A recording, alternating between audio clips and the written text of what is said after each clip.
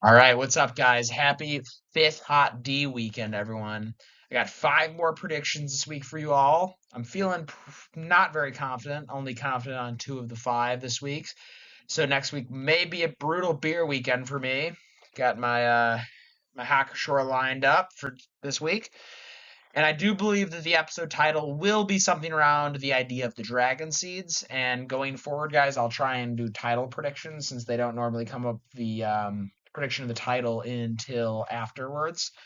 And they did do a little switch up on us. I'll show that to you in the next slide here. But anyways, guys, please like and subscribe if you can. And of course, the sources will be posted in the description below. But anyways, let's get into it. And cheers. All right. Today might be a little bit longer than normal, guys. This video might go over 15 minutes, so I do apologize. I know I've been trying to keep this under 15, but this is a long one. I got five more predictions, and they're going to be lengthy. But how did I do last week? I got a 3.5 out of 5, guys. I got Aegon and Alicent's confrontation. I did not get Sea Smoke correct. Messed that one up. I got half of the Daemon prediction right. I did say he'd plot with Sir Simon Strong. But I did not get the part of going and to River Run and burning it. So I got that wrong, but I got half of it right. I got the Kristen Cole and Aemond marching, well, specifically Kristen Cole marching on Rook's Rest and Duskendale, of course, and we saw that specifically. And of course, I got the last prediction, which I said was going to be pretty obvious. Meleys and Rhaenys dying and Aegon being injured and hurt. And Aemond is alive and now really a kinslayer. But let's get into the predictions of this week, shall we? Take a big sip here for you guys. All right, prediction one. Meleys' head taken back to King's Landing for political propaganda, and Aemon becomes the first protector of the realm of Westeros. So in the first quote, you can see that Aemond and Kristen Cole will bring back Lord Staunton and Meleys to King's Landing. And what is cool here and different from the show is when Meleys crashed Aegon's coronation and killed all of those small folk. I think the small folk will be happy to see Meleys dead, and I do not think people will leave King's Landing like in this quote, in the first quote. I think in the show at this time, a lot of King's Landing small folk are still mostly Team Green, and this is just another piece of political propaganda the Greens want to portray in front of the small folk like they did with Jaehaerys and Helena and Alicent in episode 2. It'll be like, look how evil Rhaenyra is and look how strong we are. We killed her dragon. I think they'll portray that a bit in the show. The second quote is around Aegon and Sunfire. So I did want to include this in the prediction because I think they'll obviously talk about this in the show. So Aegon and Sunfire are not dead. However, they are both badly wounded and will be away from the action for the rest of the season. That's why Aemon takes over as Lord Protector. Another cool thing to point out and pay attention to is Sunfire resting and healing at Rook's Rest. Kristen leaves soldiers to protect and feed Sunfire, which is a fun little tidbit. Also, the broken dragon wing in season 1 that Viserys breaks, guys, and Alicent then replaces the model stone dragon. I'm pretty sure we can now see that as symbolism for Sunfire, which I think was pretty cool that the show did that. So the final quote right here is to illuminate what actually happened in the show. So in the books, it's not very clear that Aemond is like, I hate my brother, but this quote, honestly, later on after, kind of illuminates to this. Aemon intentionally trying to kill his own brother. What I mean by this is when Aemon says, it looks better on me than it ever did on him. It gives some insight to, yeah, maybe Aemon did actually try to kill his brother. One last quick fact for you all is, this is a historical parallel which George does love to use. So Oliver Cromwell titled himself Lord Protector after the English Civil War between 1639 and 1653. Oliver Cromwell and his rebellious army led a revolt against the British royalty, and eventually Charles, I should say the English royalty, and eventually Charles I was executed in 1649, and Oliver Cromwell became the new ruler of England. But he did not want to be called king, kind of like Aemond here. So this to me is some potential historical parallel we can look into. But yeah, to conclude this first prediction, Again, Melee's head, we see that in the trailer, so that's pretty obvious, but Aemon will become the protector of the realm and the first protector of the realm of Westeros. So that's fun, guys. All right, let's get into the second prediction. It's a little bold, but I think it's right. Give a beer sip for this one.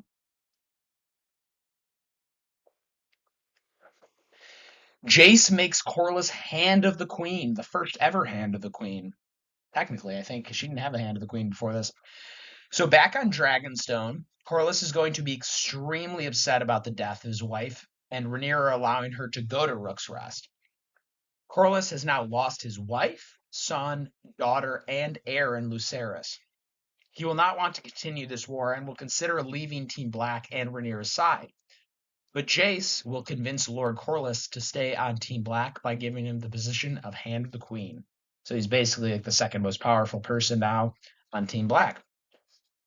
Rhaenyra again will be out of the loop because of Rhaenyra's death, so Jace again will take charge. I've noticed this is a bit of a recurring theme. It seems like Jace is taking charge a lot, and Rhaenyra is distracted. I do think the directors and producers are trying to illuminate Rhaenyra's distractions. I don't think it necessarily says anything about Rhaenyra's character. I mean, I get it, but it does seem like her son is kind of calling the shots now at this point.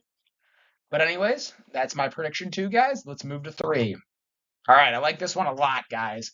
Conflict between the blacks and greens in the Reach. So this is one of my more bold predictions. Highly recommend reading these quotes.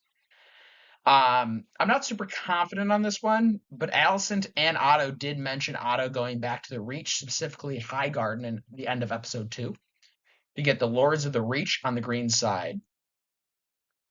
So I do have a feeling that they will show us what is going to happen on the Reach, like they briefly did with the Brackens, Blackwoods, and the Battle of Burning Mill in the Riverlands.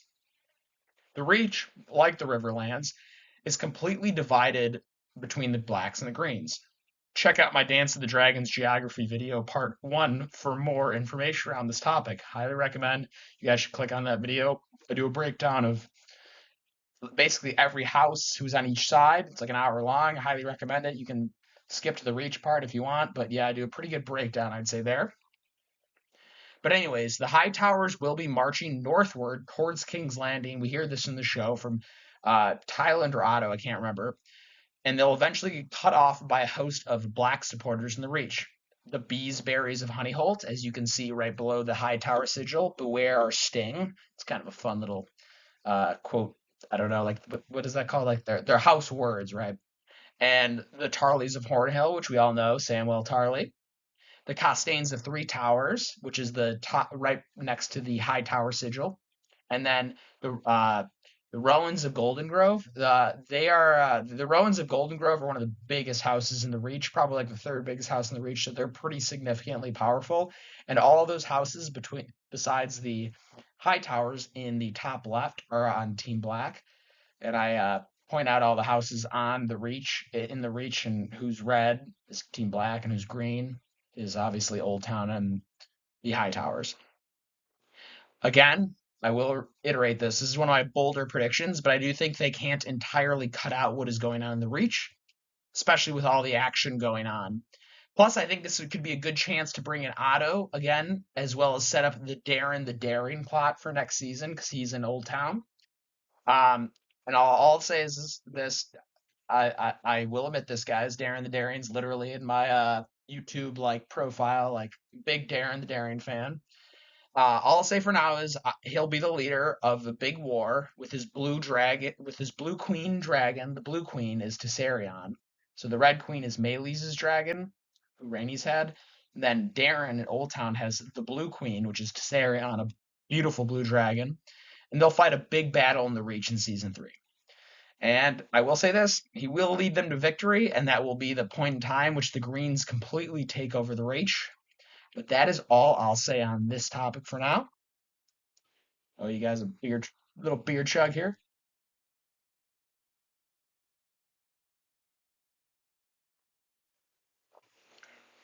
All right, let's get into prediction 4. The biggest prediction.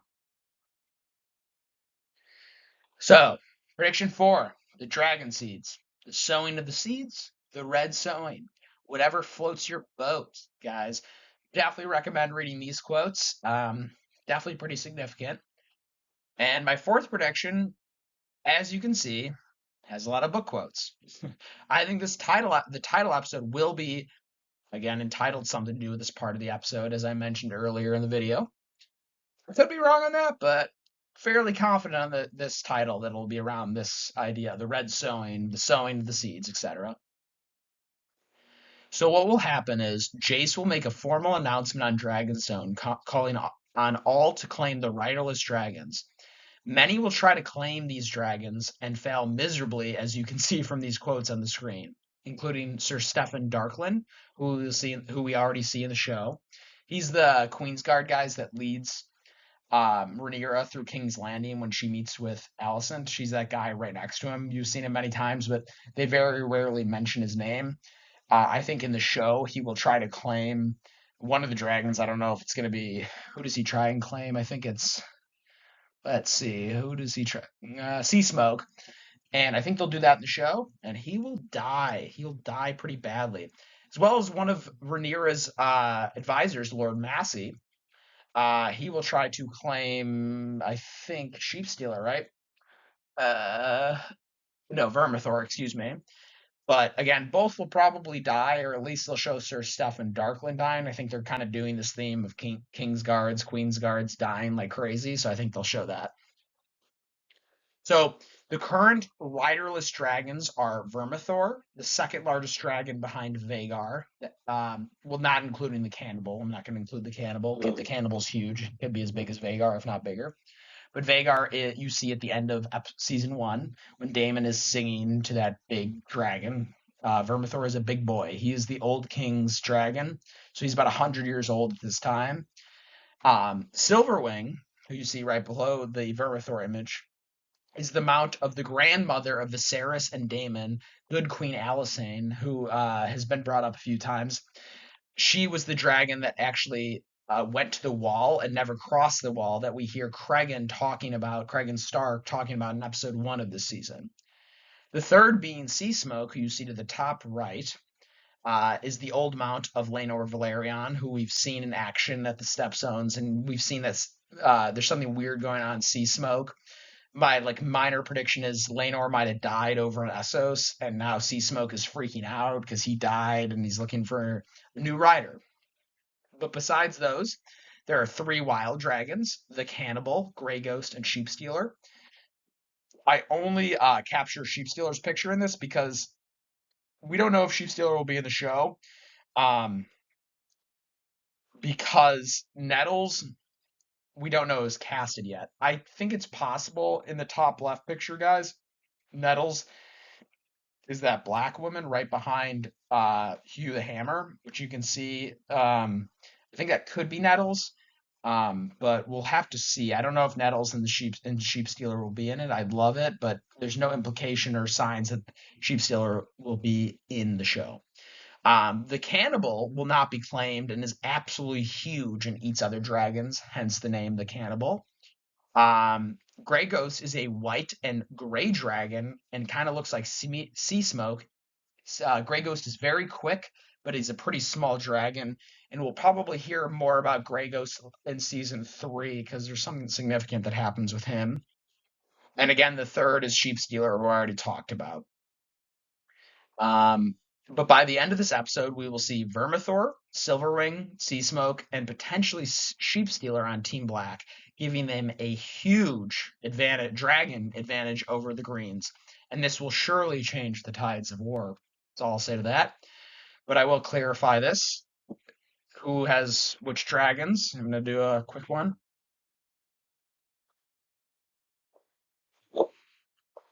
Beer 1. So now the Blacks have Syrax, Caraxes, Vermax, Moondancer, Tyraxes, Stormcloud, Vermithor, Silverwing, Sea Smoke, and potentially Sheepstealer versus the Greens, Vhagar with Aemond, Dreamfire with Helena. And we don't even know if Dreamfire really is a war dragon at this point because Helena is kind of so messed up. And Tessarion in Old Town with Darren. And because remember, Sunfire is hurt, so he's out of it. So the Blacks have 9 dragons at this point versus 3 on the green side. But granted, guys, this is a pretty big granted. Vagar is like the equivalent of probably Syrax, Vermax, Sea Smoke, and Moon Dancer all put together.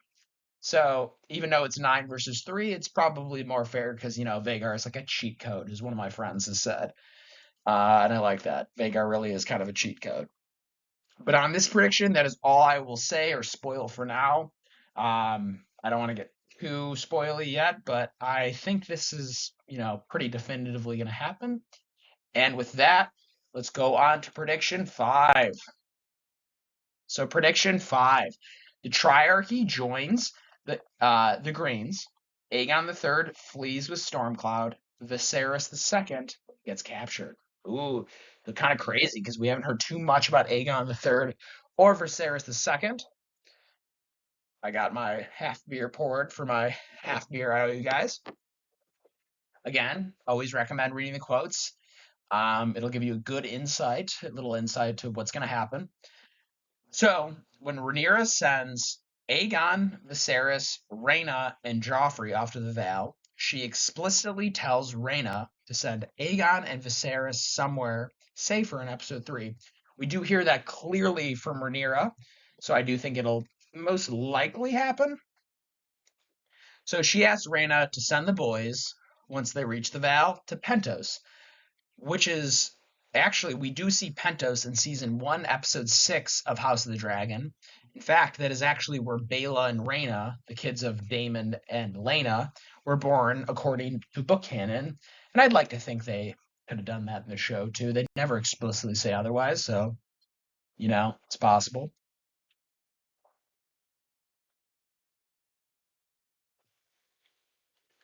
But moving on, I think we will see Rhaena send off the the two princes off on the Gay Abandon, which is a ship that Corlys will have ready. It's like a big secure ship, and he's gonna have other like ships follow that ship to go from. I think obviously in the show it would be Town, which is the big city port in the Val, off to Pentos, which isn't a very far, like that's probably like 150 miles. That's it, right?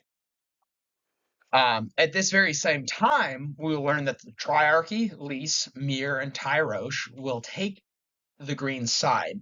So in the books, it said that they take the green side from one of Otto's like letters, but I think in the show they will illuminate to the Triarchy taking the green side because they hate Daemon. Because Daemon, remember, was the one that fought the Triarchy in season 1, episode 3, and early season 1, I should say, and he conquers them, and they're like, like they're basically to be like, I think in the show they're gonna be like, screw Daemon, let's.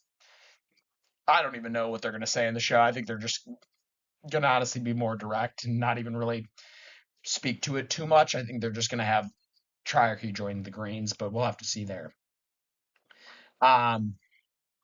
The Triarchy, guys, has a massive fleet. As you can see, they have 90 warships, so huge ships, and they will move toward the Gullet and Dragonstone. But on their way, they will see the Gay Abandon. The captain of 90 ships, I always butcher this name, Chikaro Lohar, pictured to the left, will take Viserys II, the youngest son of Daemon and Rhaenyra captive. So you can see that she, the actress, is in the bottom left. In the books, it is a male, but they changed it to a female in the show. I don't really care, but hopefully she does a good job with that role. Aegon will flee on his dragon, Stormcloud, which we do hear about in episode 3 of the season. But as you can see from the quotes, guys, Stormcloud will die.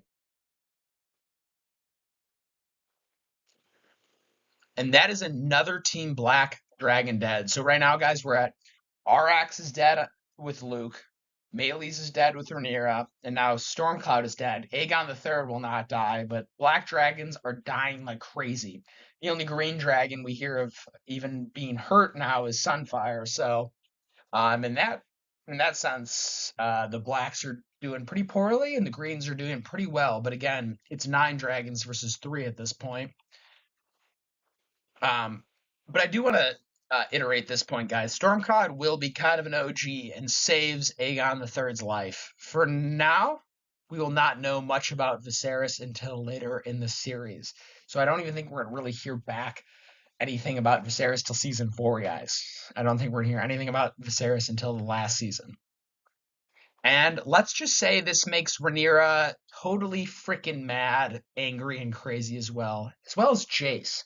So Jace is going to kind of lose it on this one. Because remember, Aegon and Viserys are Jace's half brothers, obviously, Rhaenyra, so he loves them deeply.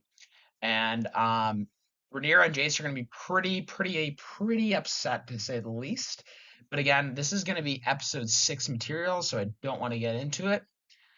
But anyways, guys, I think those are all 5 of my predictions. We have the first Aemon becoming Lord Protector. We have 2 Corlys becoming Hand of the Queen to Rhaenyra. We have 3 the conflict and tension and battles in the Reach. We have 4 the Dragon Seed and the Red Sowing. And then 5, I think they're going to do this at the very end of the episode, like the last 5 minutes. And I think they could do this, honestly, in 5 minutes. The Triarchy, teaming with the Greens, Aegon III fleeing with Stormcloud, which I think would be pretty cool, seeing a little baby Targaryen prince on a dragon, and Viserys II getting captured. So those are my 5 predictions, guys. Sorry, this video was about 22 minutes, so I do apologize. I went over, but hopefully these predictions come true, and I will see you guys next weekend. Thanks all.